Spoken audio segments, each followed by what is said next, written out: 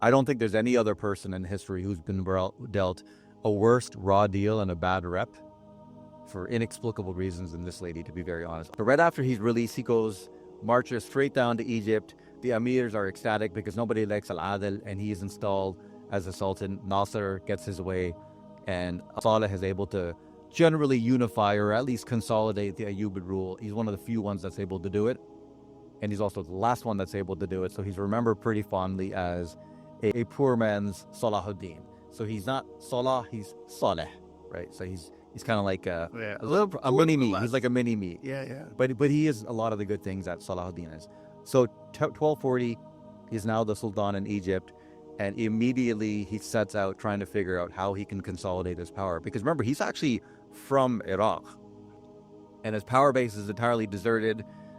He's actually starting from scratch, building up his power base again in Egypt, because he knows he's one Amir looking at him the wrong way from being back in prison or worse. So that's where the impetus of the Bahri Mamluks comes from. He goes, all these Mamluks that are here, I had some up there in Iraq, and some of them deserted me. And as you know from the Mamluks episode, they all serve their own Amir, and every Amir is in it for themselves. They serve the Sultan, but there's a very complex interweaving web of loyalties. He wants Mamluks that are super soldiers only answering to him. So this is where, again, go to the Mamluks and the Baybars episode, and he deals with some of his emirs like Bundukhdar, and he goes, I know you've been super training some amazing soldiers. I want you to roll yours into my Bahri Mamluk Corps. And he also has some private guards that he calls the Jamdariya. But these form his Mamluks. We'll just call them, for ease of reference, the Bahri Mamluks, the new guard. Then you've got the old guard of Mamluks, what I always called it, the Mu'azzis or the Qala'is, that are more based in the citadel, of which Qutuz is a member. And of course, is Al-Mu'azzi Aybak, who's basically their Don.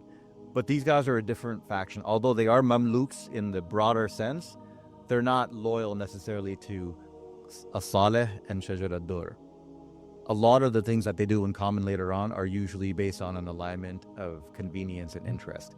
So you have to look at Qutuz and Aybak as their own team, and then Faris ad-Din Aqtai, the great teacher of Baybars and Babes, as we call them, as being the Bahris on the one side. And these people grow up directly loyal to Saleh and Shajar ad-Dur.